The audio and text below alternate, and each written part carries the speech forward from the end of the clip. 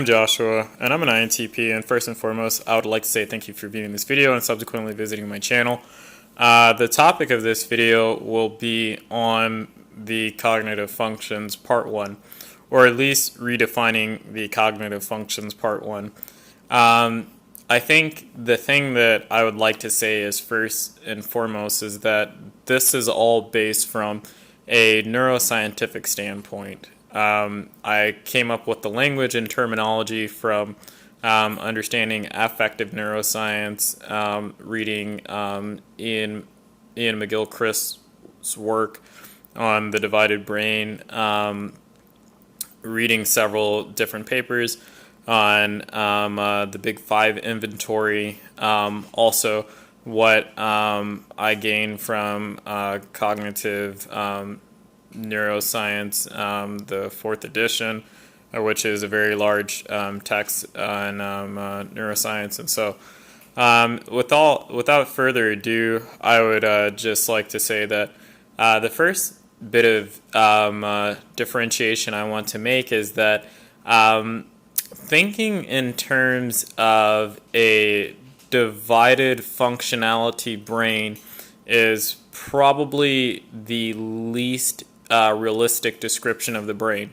The brain does work as different modalities and modules, but these modules are not independent in their action, and they interact with one another in terms of a rather symphonic-like manner. While one thing is acting and one thing's playing, another thing is cooperating with it, while that thing or that motor function might be inhibiting another part of the brain.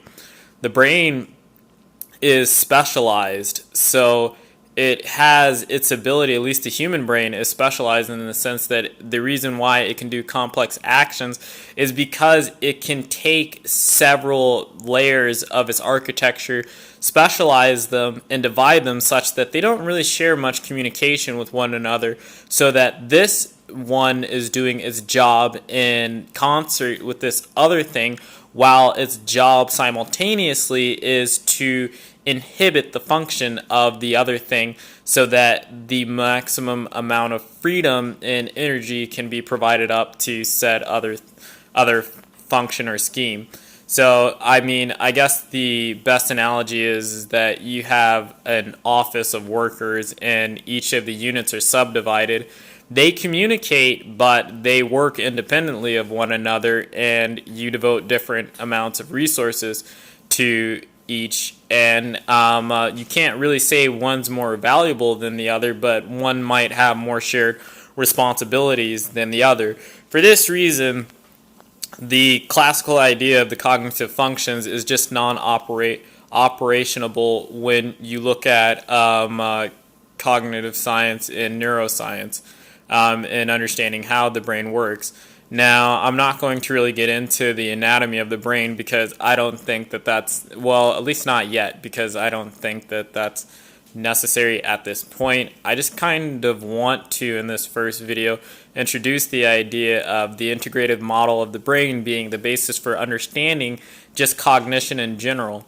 And what I would like to say is that the cognitive functions, that's just going to stand as a pseudonym because, I mean, or I guess a surname or a pseudonym, because that's just what people understand mostly in terms of personality theory, in-depth psychology. And so I don't really have a problem with the, I guess, you know, well, I don't really like the term function, but whatever. I don't really have a problem with it. I mean, I don't really want to change much, but it's just that understand that each of the classically conceived cognitive functions should be thought of an amalgam or a collection of certain cognitive factors, certain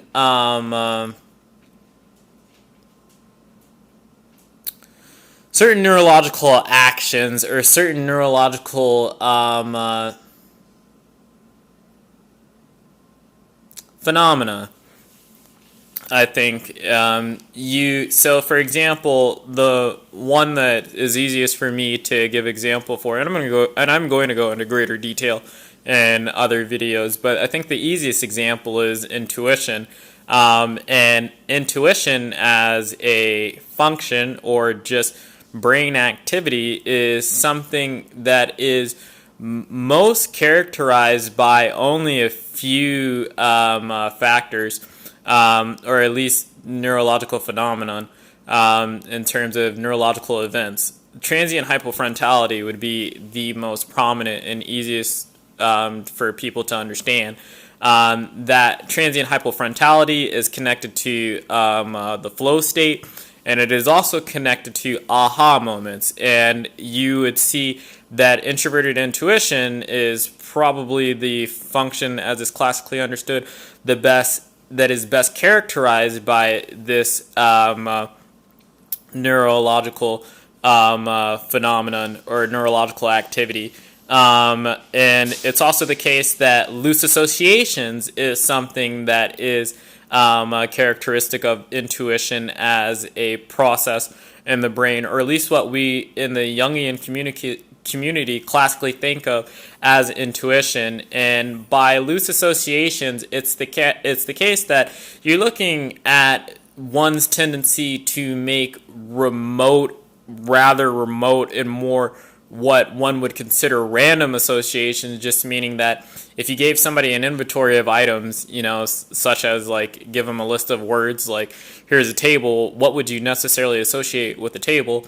If somebody said chair, then the likelihood and probability of that association coming up in any standard Western, I guess, English-speaking population is fairly high. So if you give somebody the word chair and they say table, then that's not a very loose association, because the probability of that association appearing in the overall population of responses is very high. But if you said table and somebody said periodic, or somebody said something like I guess like Chinese fire drill or something like that, it doesn't necessarily have to be sensical, but it's just a case that those are lower to show up in any population in terms of a given response, but they're valid responses. There's no such thing as an invalid response in a associations test. Now that's different than remote association, though I mentioned them together. Loose association is just why would somebody, or how is it that people are going to organize the information that they're receiving from the environment, because the brain is fundamentally associative and comparative in its nature. So what it's looking to do is to take memory and to take current stimuli, compare the two, and see how it ought to respond and act toward them. And it uses instinctual variance to do this to a large degree when you're younger, but it's the case that whenever you're coming up with these associations, the tendency for those associations to be based on things that are non-local or temporal is, and the non-locality and temporal nature of those associations to be things that are not readily noticed or responded in terms of, if you ask somebody about this thing or that thing, what would they give you next? That is loose association. And that terminology, it comes from schizophrenics and individuals with psychopathological tendencies, or psychoticism. Not psychopathological tendencies, excuse me, but psychoticism in terms of, a host of personality disorders. And so that's something that's characteristic of intuition, and it's what I think gives it its flavor of seemingly out of nowhere, because, and its connection to creativity. Now,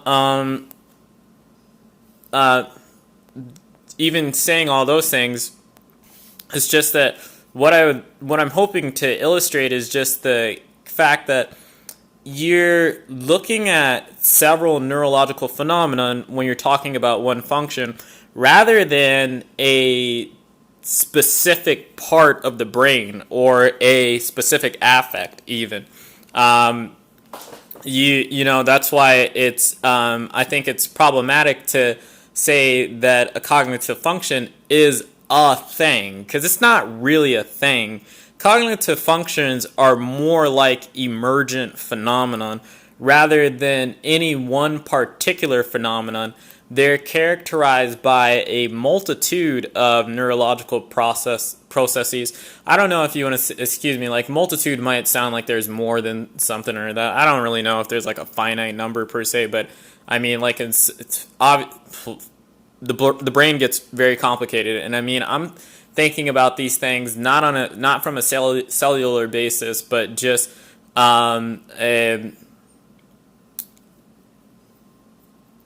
I would just say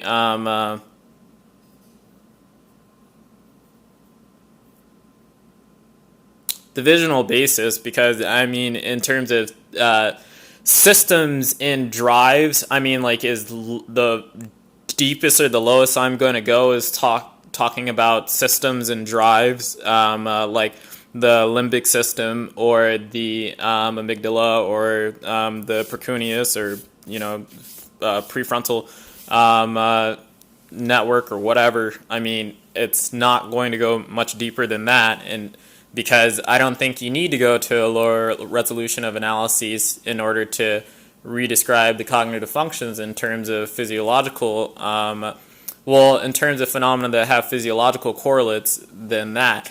Now, why is it that I want to make the cognitive functions things that have physiological correlates to them, meaning physiological connections to them?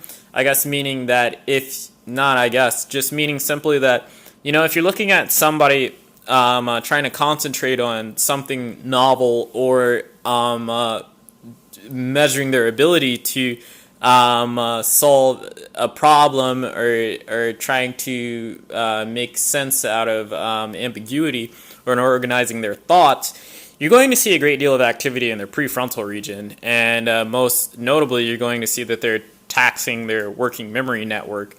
And it's the case that the working memory as a concept or as a construct and several psychological constructs are not necessarily the description of the physiology, but it is the case that the physiology does indicate that this thing actually exists, and the physiology shows exactly how much of this to expect or how much you could think of the overall caloric count or amount, blood flow, whatever.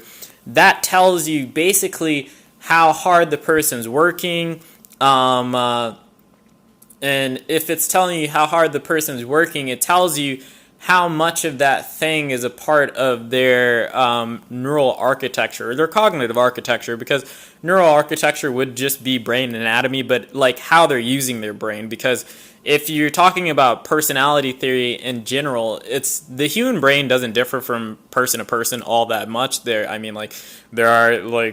differences amongst individuals, obviously. Even from there's various things to indicate that, but the overall differences amongst brains is not that great. It's not very pronounced. I mean, and it's because of that you have to know that one should infer or suspect that the physiological differences that come down to differing personalities has something to do with the way in which they